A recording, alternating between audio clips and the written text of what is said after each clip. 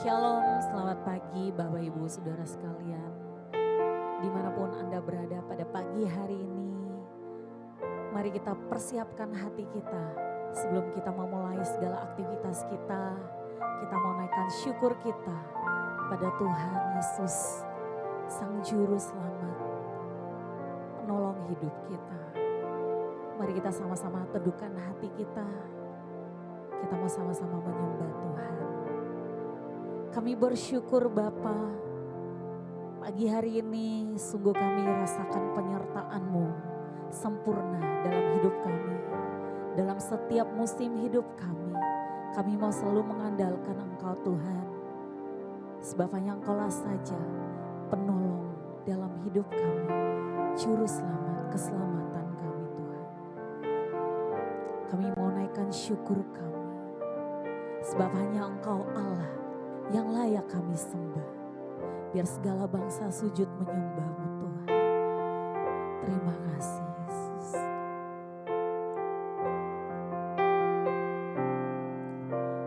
Besar dan ajaiblah karya-Mu, adil dan benarlah jalan-Mu. Raja segala bangsa yang maha kuasa, mulia nama-Mu. Besarlah Engkau Tuhan, besarlah ajaiblah karya-Mu, adil dan benarlah jalan-Mu. Raja segala bangsa yang maha kuasa, mulia nama-Mu. Layaklah segala bangsa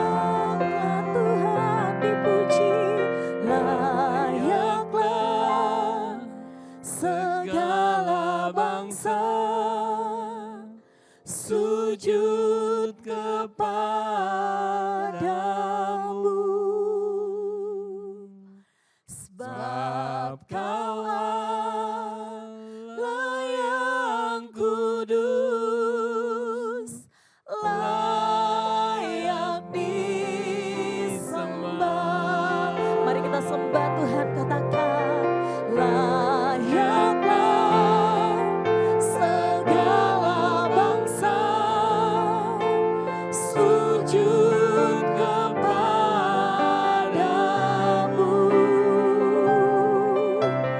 sebab Kau Allah yang kudus, layak disembah. Sebab Kau Allah, sebab Kau Allah yang kudus, layak disembah, layak disembah, layak disembah.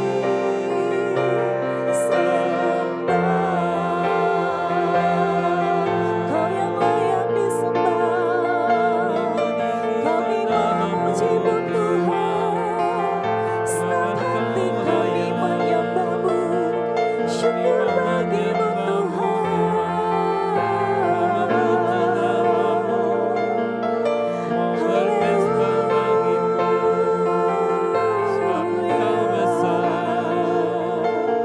Kami nyatakan syukur bagi-Mu, Allah yang kudus. Kau yang layak kami tinggikan Tuhan, sebab hati kami menyembah-Mu Yesus. Engkau kekuatan jiwa kami, biar hati kami bermaut padamu Yesus. Engkaulah harapan kami. Syukur buat segala kebaikan-Mu Tuhan. Haleluya. Mari kita teduhkan hati kita.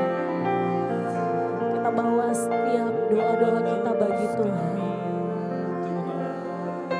Serahkanlah segala pergumulan-Mu bagi Dia.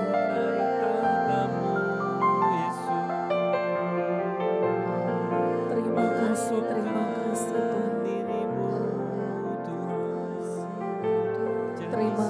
Terima kasih Yesus. Kami mau selalu Tuhan berpaut pada Engkau Bapa. Biar pikiran kami, hati kami terus melekat padamu Tuhan. Kau yang menuntun langkah-langkah kami Bapa. Hikmat-Mu tercurah bagi setiap kami dalam mengerjakan segala sesuatu Tuhan. Di hari ini kami mau terus mengandalkan Engkau Bapa. Mari kita bawa setiap doa-doa kita bagi Tuhan. Bawa setiap pergumulan kita kepada Tuhan. Berbicaralah pada Tuhan. Nyatakan segala isi hatimu kepada Tuhan. Sebab Dia Allah yang selalu mendengar setiap keluh kesah kita. Kami berdoa Tuhan di pagi ini untuk jemaat-Mu yang sedang sakit. Kami percaya Tuhan, kuasa-Mu sanggup menyembuhkan. Kami juga berdoa untuk jemaat-Mu yang sedang mengalami masalah. Tuhan, kiranya hikmat-Mu tercurah, membuka jalan bagi setiap jemaat-Mu Tuhan Yesus. Kau yang berikan kelegaan bagi setiap kami Bapa. Mari Engkau yang menyelidik setiap hati kami Tuhan. Kami mau selalu mengandalkan Engkau dalam hidup kami Bapa. Biar mata hati pikiran kami terus fokus mengarah kepadamu Tuhan. Supaya hidup kami terus berkenan di hadapan-Mu Bapa. Dan kami mau terus menyembah Engkau Allah yang kudus dalam hidup kami. Haleluya Tuhan. Terima kasih.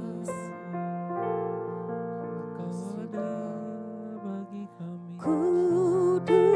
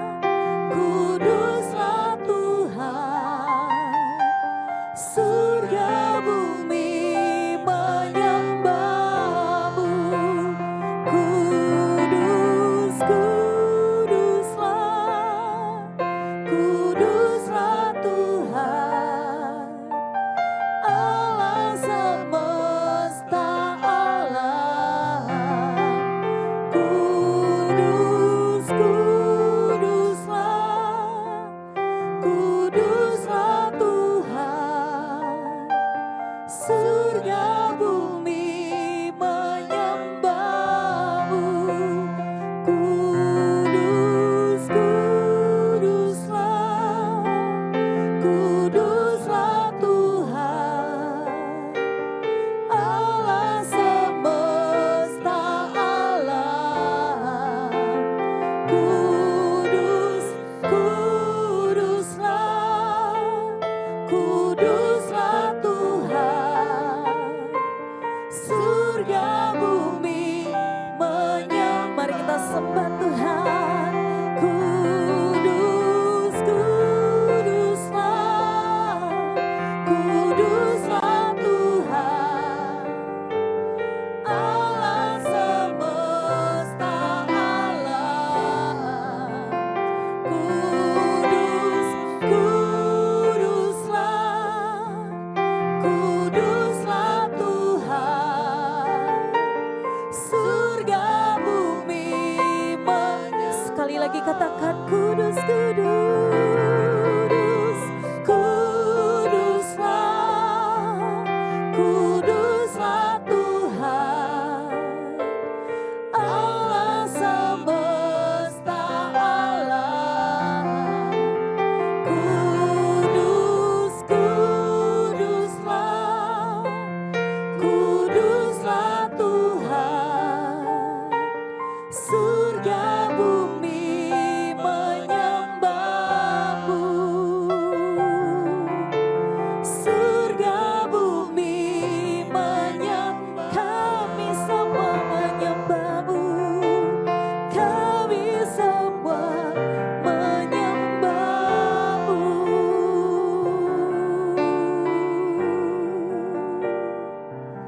Terima kasih Tuhan, Kau baik bagi kami Bapa. Haleluya.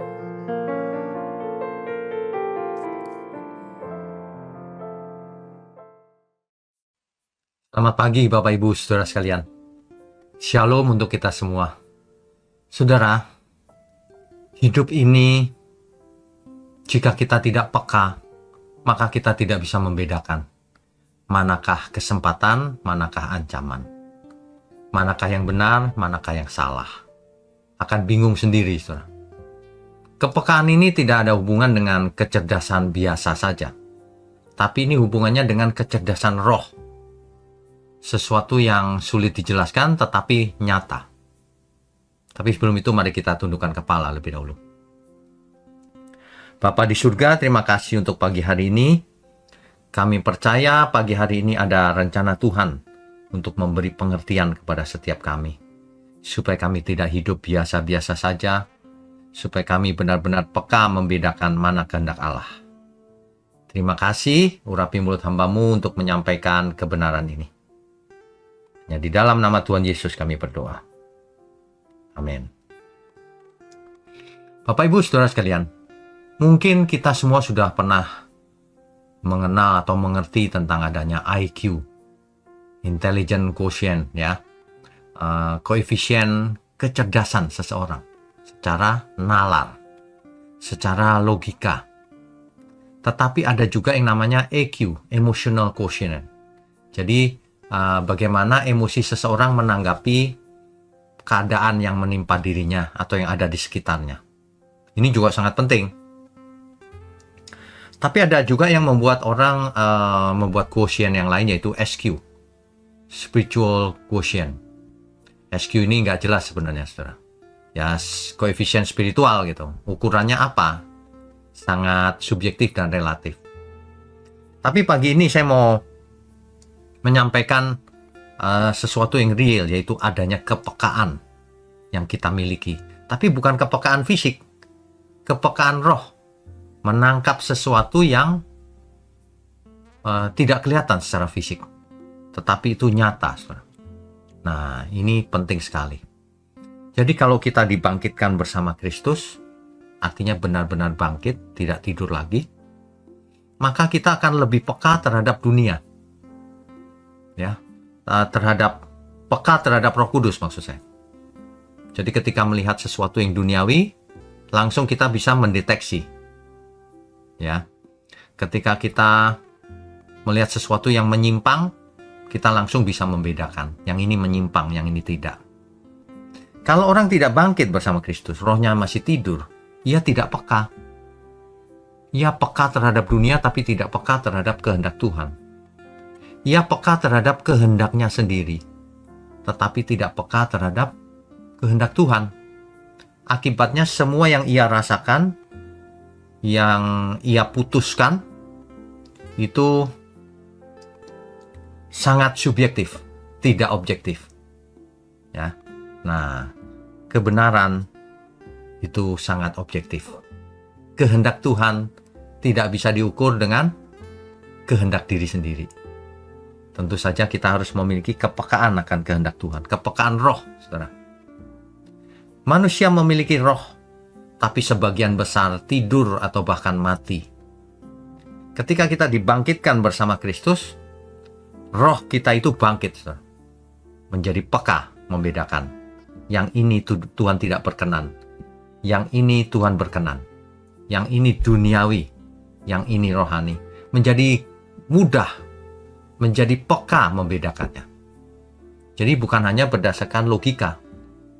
Dengan melihat sebentar saja, langsung menangkap.